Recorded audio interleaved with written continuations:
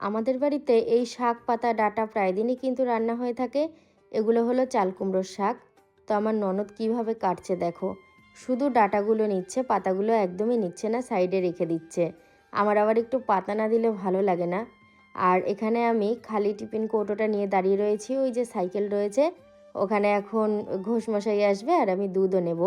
আর দেখো কি দৃশ্য দেখেছো, কোথাও থেকে একটা কলা নিয়ে এসেছে আর ও বসে বসে মনের আনন্দে খাচ্ছে।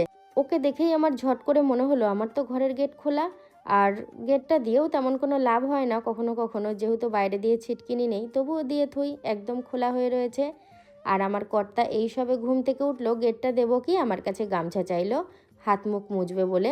তো গামছাটা দিয়ে দিলাম, আর তার সাথে সাথে ওর মনে হলো স্কুটির চাবিটা ভেতরে রয়েছে, সেটা আনতে যাবে। তো আমি বললাম ঠিক আছে তুমি এনে নাও, তারপরে না হয় গেটটা টেনে দিও। আর সকালবেলায় ঘর মোছা হয়ে গেছে, কিন্তু মনটা আমার ভালো লাগছে না। আমাদের ভেতরকার ঘরটা, যেই ঘরটায় আর কি আমরা থাকি, ওই ঘরটা না শুকাচ্ছে না।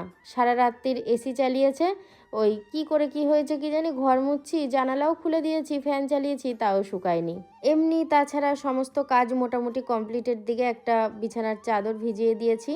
আর ওকে বললাম কি তুমি একটু তাড়াতাড়ি দোকান থেকে এসো, তোমার সাথে আমি বাজারে যাব। বললো ঠিক আছে, আমি ঝট করে চাটা খেয়েই চলে আসব। তো আমি তো এখানে দাঁড়িয়েছিলাম দুধ নেব বলে। তো মা দেখি চলে এসছে। মা চলে আসাতে আমি মায়ের হাতে এই টিফিন কৌটোটা ধরিয়ে দিলাম। বললাম তুমি দুধটা নাও, আমার ঘরের ভিতরে কিছু কাজ আছে, সেগুলো সেরে নিই, একটু চেঞ্জ করে নেব, বাজারে যাব। আমার বরের চোখ মুখটা দেখেছো, মুখ্যম সময় এটা, মানে ঝগড়া বাঁধানোর জন্য। যাকে সামনে পাবে তার সাথে ঝামেলা বাঁধিয়ে দেবে, যে কোনো কথা তুলবে। মানে কবেকার কথা তুলবে, মানে এত হাস্যকর বিষয়, কি আর বলবো তোমাদেরকে। তো দেখো দুধ নেওয়া হয়ে গেছে। আর দুধটা আমি এখন জাল দেবো না, যেহেতু বাজারের দিকে যাব আর অত তাড়াহুড়োও নেই। তো আমি এখন ফ্রিজে রেখে দেবো দুধটা। ফ্রিজে না রাখলেও নষ্ট হবে না যে টাইমে আমি জাল দেবো। কিন্তু ওই যে আমার মনের একটা রোগ আছে, নষ্ট হয়ে যাবে নষ্ট হয়ে যাবে। তো এই যে বাজারে যাওয়ার জন্য একদম তৈরি। আমি খুব একটা মানে গুছিয়ে পেরে সাজি না সব সময়। তো মোটামুটি চলনসইভাবে চলে যাই, কাছেই বাজার, গিয়ে গিয়ে অভ্যস্ত। তো সেই কারণে অত আর মানে গুছিয়ে পারিয়ে কিছু অত রেডি হয়নি। নাইটি পরেছিলাম, নাইটি ছেড়ে শাড়ি পরে নিলাম, ব্যাস মিটে গেল। আর এখানে দেখো বিস্কুটের প্যাকেটটা রয়েছে। আমি আর আমার কর্তা কদিন আগে বেরিয়েছিলাম, ও কি করেছে, একটা চায়ের দোকানে গিয়ে আমাকে ওই বিস্কুটের প্যাকেটটা কিনে দিয়েছে। তো আর কি হবে, ওই দুটো একটা খেয়ে ডিকিতে রেখে দিয়েছি, দিয়ে আমার আর মনেই নেই। আজকে বাজারে গিয়ে না একরকম বোকা হয়ে গেছি। তো কেন হয়েছি পরে বলছি, আগে এই রাস্তাটার ব্যাপারে বলি। এই রাস্তাটা বেশ ভালোই লাগে। আর তাছাড়া আমরা যে রাস্তা দিয়েই যাতায়াত করি না কেন, প্রায় এই টাইপেরই হয়। দুধারে সবুজ, নয়তো ফাঁকা মাঠ, নয়তো বাঁশবাগান। আর যদি নবদ্বীপ টাউনের ভেতরে যাই, তখন আর কিছু শেয়ার করা হয় না, শুধুই গাড়ি গাড়ি, রাস্তায় বাম্পার, আর কি শেয়ার করব। এবার আমি তোমাদেরকে বলি বাজারে এসে কি জন্য বোকা হয়েছি। হাতে গোনা কয়েকজন, দু পাঁচজন, মানে দু পাঁচজন কি গুনলে 6-7 জন হবে, মানে মাছ নিয়ে বসেছে। বাজারটা অন্য দিনের তুলনায় অনেকটাই ফাঁকা, সবজিওয়ালাও কম। কিন্তু আমি এই মাছটা দেখে মনে হলো কি এই মাছটাই নেব, আমার খুব ভাল লাগে কোকিলা মাছ। তো সেই জন্য কোকিলা মাছই কিনে নিয়েছি। বাড়িতে আসা মাত্রই আর দেরি করিনি, কর্তাকে খেতে দিয়ে দিয়েছি। সকালে দুটো ভাত করেছিলাম, সিদ্ধ ভাত। আরও দেখলো ওর গিন্নি খেপে আছে, এখন আর বলতেই পারলো না পরে খাবো, সেই বলার কোনো জায়গাই নেই। এই যে এখন চোখে ওষুধ দিয়েছে বলে চোখটা একটু বুজে রয়েছে।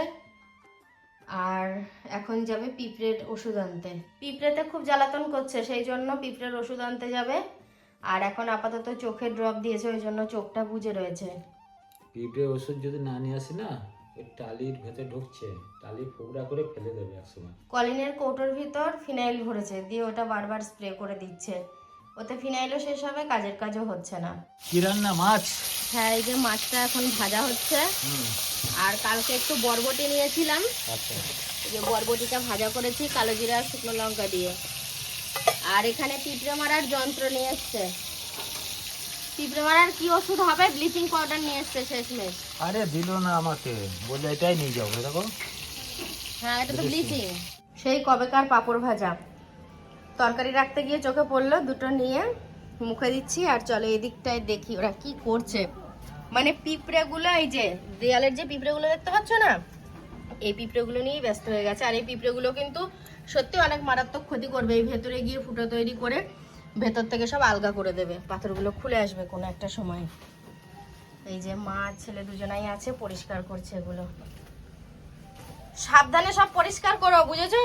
এই জায়গাটাতেই বেশি বন জঙ্গল হয়েছে, এই জায়গাগুলো আবার একটু পরিষ্কার আছে। আগে এগুলো দিয়ে কত নোটের শাক হতো, কত শাক তুলেছি এগুলো দিয়ে। এ দেখো এই বিটগুলো দিয়েও পিঁপড়ে আসে, জানো? পিঁপড়েতে কি করছে, শখের বাড়ি নষ্ট করে দিচ্ছে। বাড়ি সব নষ্ট করে দিচ্ছে। বালতিটা সরাবো, বিছানার চাদর ভিজিয়ে রেখেছি, কাচবো, স্নান করবো তখন। পচে যাবে। দেখেছো যে হারে পিঁপড়ে ছিল অনেক কমে এসছে হলুদ দেয়াতে। এবার আর মুটিয়ে থাকবে। ওই ফুটোগুলোই দিয়ে দাও গুজে গুজে, ও ফুটোগুলো দিয়ে বেরোচ্ছে। শ্রাবণ মাসে আজকের দিনটাও রক্ষে দিল, বেশ রোদ্দুর হয়েছে। আমি ভুল করেছি, খেয়াল ছিল না আমার।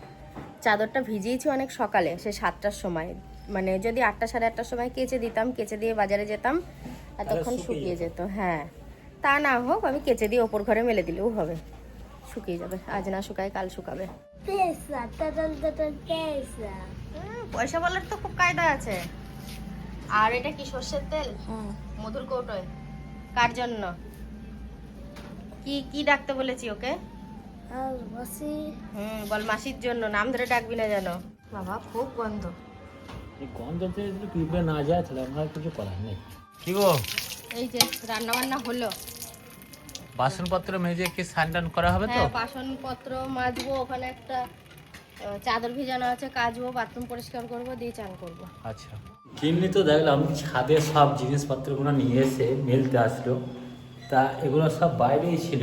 এই যে বিছানার চাদরটা বাইরেই মেলা ছিল, ও দেখলাম আকাশে প্রচুর মেঘ হয়েছে বলে এখানে নিয়ে এসে মেলে দিল। ভালো করেছে, এখানে হাওয়া বাতাস আছে, শুকিয়ে যাবে, সেফটি জায়গা। তাই চলো একটু ছাদের দিকে যাব। তোমাদের একটা জিনিস দেখায়, দেখো দুজনাকে তোমরা দেখতে পাবো, আমি একটু জুম করে নিচ্ছি। যদি মানুষ হতো এই জায়গায় থাকলে কী হতো বলো তো, যেতেই পারতো না, খুব ভয় লাগতো। আর ওরা দেখো বিন্দাস বসে আছে, পিটুলি গাছে একদম আরাম করে বসে আছে। দুপুরবেলায় হালকা করে বিশ্রাম নিয়েছি, এখন 4:30 মতো বাজে, এই 4:15 কুড়ি হবে, পুরোপুরি 4:30 হয়নি। তো একটু চা বানাবো, মা যেহেতু হাঁটতে বেরোবে আর আমার ননদ আজকে এখনও চা বসায়নি, সেই জন্য ভাবলাম চাটা আমি বসিয়ে দিই, চা খেয়ে মা হাঁটতে যাবে। আর এই যে লিকার চা, তো এটা মানে একটু ফুটিয়ে যদি ঢাকা দিয়ে দিই খুব সুন্দর মানে ফ্লেভারটা হয়, ভালো লাগে চাটা খেতে। আমি সেরকমটাই করব, কারণ প্রথম দুদিন ঢাকা দিইনি তো, তারপরে আমি ঢাকা দিয়েছি, দেখি ঢাকা দিলে চাটা বেশি ভাল লাগে খেতে। এই যে মাকে চা দিয়ে দিয়েছি, এখন একবার করলাম, আবার সেই সন্ধে টন্ধে দিয়ে মানে অন্ধকার গাঢ় হবে তারপরে আবার করব এই 7টা নাগাদ। আর এই যে আমি একটু জমিয়ে চা খাচ্ছি, রাজুও খেলো, তবে ও চা খায়নি, ও একটু গরম জল নিয়ে ওই ব্ল্যাক কফি খেলো, তাও চিনি ছাড়া। চাটা খুব ভাল লাগছে, যার জন্য দেখো গ্লাসের নিচটাও চুমুক দিয়ে খেলাম। তবে চায়ের একদম তলানিটা খেতে নেই, কেমন একটু গুঁড়ো গুঁড়ো ভাব থাকে। ও বাড়িতে চা খাচ্ছি আর কি। আমার কর্তা দই ভাত খেতে ভালোবাসে, সেই জন্য অল্প একটু দই বসিয়েছি, তোমাদেরকে শেয়ার করব কেমন। তো দইটা ঠিকঠাক বসেনি, অন্যদিন শেয়ার করব, যেদিন ভালো করে একটু বেশি করে দই বসাবো সেদিন, আজকে আর না। ঘরের জানালাগুলো খুলেই বা কী হলো, ঘরটা ঠিকঠাকভাবে শুকালোই না এখনও পর্যন্ত, কিন্তু এরপরে শুকিয়ে গেছে। আজকে আমি বিকালের দিকেও ঘর মুছেছি, ফ্যান ট্যান চালিয়ে দিয়েছি, দেখছি কি ঘরটা পুরো ঝরঝরে হয়ে গেছে। যাক, মনটাও ভালো লাগলো।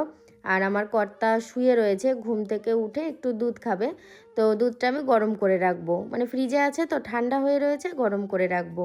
আজকে আমি অন্য দিনের মতো ছানা তৈরি করিনি, একটু দই বসিয়েছি আর এখানে রাজুর জন্য একটু দুধ রাখা হয়েছে, আন্দাজে রাখি। কোনো দিন বলে বেশি হয়েছে, আর যেদিন কম হয় সেদিন আর মুখে বলেও না, ওই কমটুকুই ও খেয়ে নেয়। আর এই যে ওর জন্য এই বাটিটাই নিলাম, এটা গরম করে রাখবো, সে যখন ঘুম থেকে উঠবে তখন খাবে। গ্লাস ফাঁকা। খেয়েছো তো দুধটা? আমি বাইরে ছিলাম, জামা কাপড় ভেজাচ্ছিলাম, আমি বললাম দুধটা খেয়ে নিতে। ঠিক আছে, ঠিক আছে। হ্যাঁ, ধন্যবাদ এই জন্য তোমাকে। তুমি তো দেখতে আসলে। খেয়েছো ঠিক তুমি? আছে, বুঝতে পারছি। আমি বাইরে জামা কাপড় ভিজিয়ে রাখলাম, গেটটা খুলে দাও তো, বেরিয়ে যাই। আর তার সাথে সাথে তুমি লাইটের সুইচগুলো অফ করে দিও। বাইরে দেখো সন্ধে প্রায় হব হব ভাব। সন্ধ্যের পর অনেকটা টাইম আমি ওই ঘরে কাটিয়েছি, তো ওই ঘরে সবাই ছিল, গল্প সল্প করছিলাম। আর আমি রুটি বানালাম, অনেক কদিন পর রুটি বানালাম। মা বলেছে, কালকেই বলেছিল যে রাত্রে ভাত খাবে না, হয় রুটি খাবে না মুড়ি খাবে।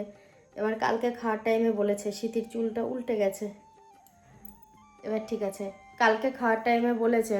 এবার আমি তো রুটি করতে পারিনি, মুড়ি দিয়েছিলাম, তো আজকে রুটি বানিয়েছি। ঘরে আটা নেই, ময়দা ছিল, ময়দা দিয়েই বানিয়েছি। এই যে এই জন্য বেশ একটু সাদা সাদা হয়েছে। হালকা উষ্ণ গরম জল দিয়ে ময়দাটা মেখেছি, আশা করি রুটিটা নরমও হবে।